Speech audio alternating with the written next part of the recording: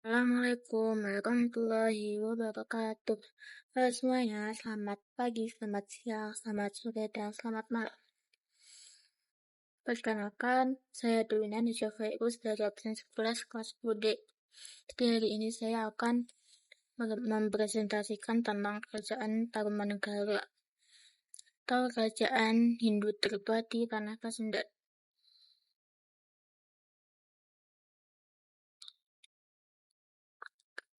Jadi masuk ke latar belakang dan berdirinya kerajaan Tarumanegara.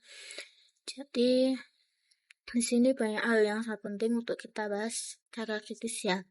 Mungkin teman-teman sering mendengar atau membaca bahwa Tarumanegara itu berdiri pada abad keempat atau tepatnya di tahun 358 Masehi. Tapi di presentasi ini saya ingin menekankan bahwa rujukan yang lebih akurat secara ilmiah menunjukkan kerajaan ini lebih eksis di abad ke-5 Masehi. Nah, kenapa bisa ada perbedaan tahun ini? Jadi angka abad keempat itu sebenarnya bersumber dari naskah Wangsakerta. Namun naskah Wangsakerta itu belum diakui kevalidannya secara penuh oleh para ahli sejarah dan arkeolog. Nah, alasannya karena naskah ini tuh baru disusun di abad ke-17 di Cirebon, yang artinya tuh ada jarak lebih dari 1200 tahun dari masa aslinya. Makanya karena itu banyak ahli meragukan keaslian isinya karena data yang disajikan dianggap terlalu mendetail untuk sebuah naskah kuno, serta penggunaan bahan kertas dan bahasa yang kurang sesuai dengan zamannya.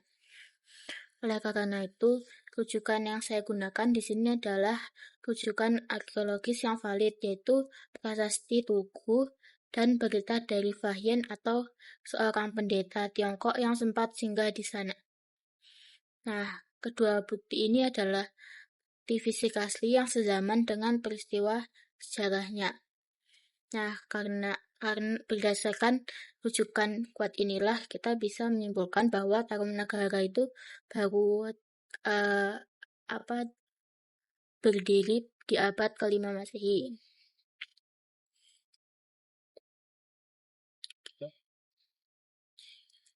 Oke, lalu kerajaan ini didirikan oleh Maharishi Singawarman, yaitu seorang pengungsi dari India.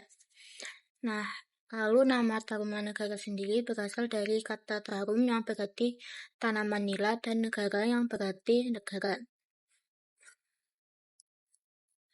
Lalu pusatnya itu berada di hilir sungai Citarum yang mencakup wilayah Bekasi, Karawang, hingga Bogor yang kita kenal sekarang.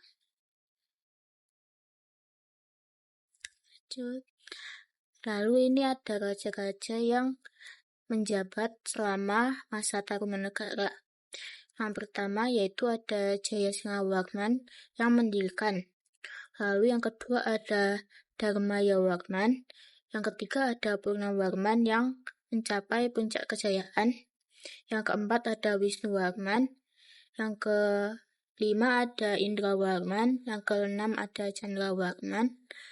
Yang ketujuh ada Suryawarman. Yang kedelapan Kertawarman. Yang kesembilan ada Sudawarman. Yang ke-10 Hariwangsawarman. Yang ke-11 Nagajayawarman. Dan yang terakhir Linggawarman. Nah, jadi daftar lengkap 12 raja ini tuh diketahui dari naskah Wangsakerta. Tapi kan naskah itu kayak yang saya jelaskan tadi, kalau naskah itu masih sangat kontroversial. Karena ya seperti yang saya jelaskan tadi. Lalu selanjutnya ada masa kejayaan. Nah, kerajaan ini tuh mencapai masa kejayaan di era Raja Purnawarman. Jadi Tarumanegara saat itu sangat perkasa hingga beliau tuh dijuluki sebagai harimau. Dan beliau ini juga berhasil memperluas wilayah hingga membawahi 48 kerajaan daerah.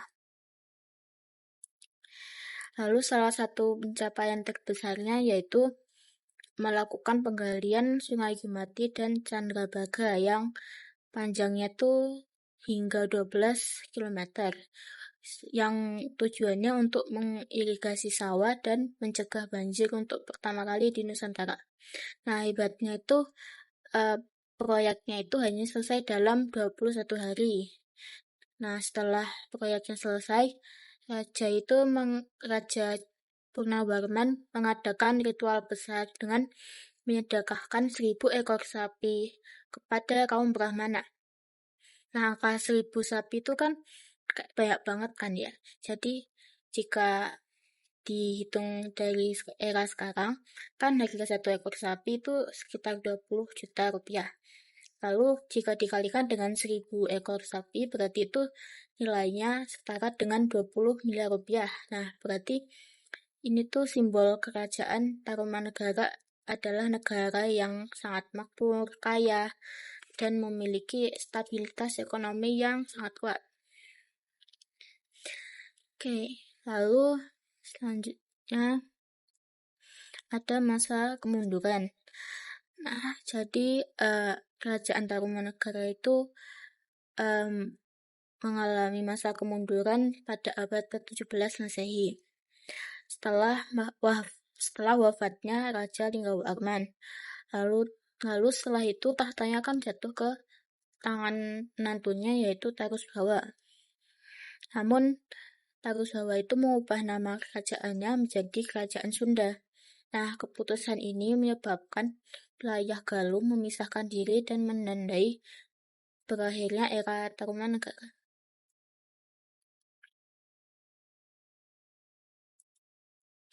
Oke, selanjutnya ada peninggalan prasasti.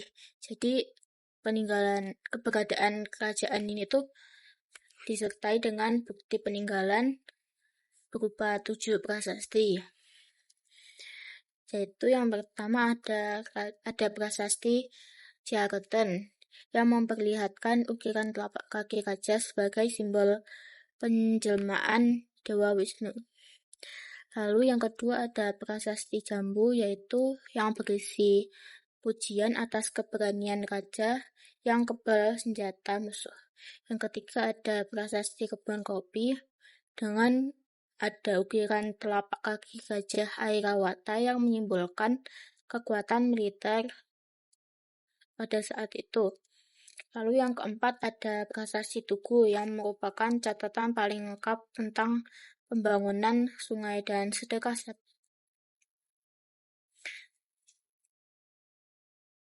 Lalu yang kelima ada prasasti Cidanghyang yang ditemukan di Banten. Ini isinya tuh tentang luasnya kekuasaan hingga ujung barat Jawa. Lalu yang keenam ada prasasti Pasir Awi yang uniknya tuh di sini berisi piktograf atau gambar sebagai penanda wilayah pada saat itu. Lalu yang ketujuh ada prasasti Muara Janten yang ditulis dengan aksara Ika yang sangat artistik.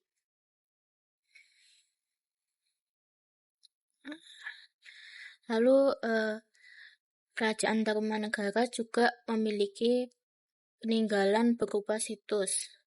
Yang pertama ada situs Batu Jaya yang berada di Kagamang, yang merupakan kompleks percandian tertua di Jawa dari abad ke-5. Di situ terdapat Candi Jiwa yang berbentuk teratai dan Candi Blandongan. Ini tuh semuanya dibangun menggunakan batu bata merah. Berbeda dengan yang berada di Jogja yang menggunakan batuan andesit. Oke. Lalu selain itu terdapat situs Cibuaya. Nah, di situ ditemukan arca Wisnu yang sangat halus, yang membuktikan bahwa rakyat Tarumanegara adalah pemuja Dewa Wisnu atau beraliran Hindu Waisnawa pada saat itu.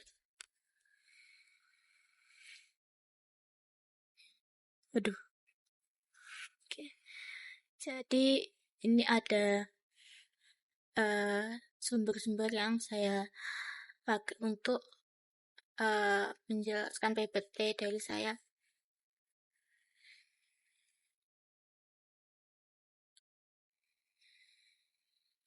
Oke, mungkin itu saja dari saya. Kurang lebihnya mohon maaf. Wassalamualaikum warahmatullahi wabarakatuh.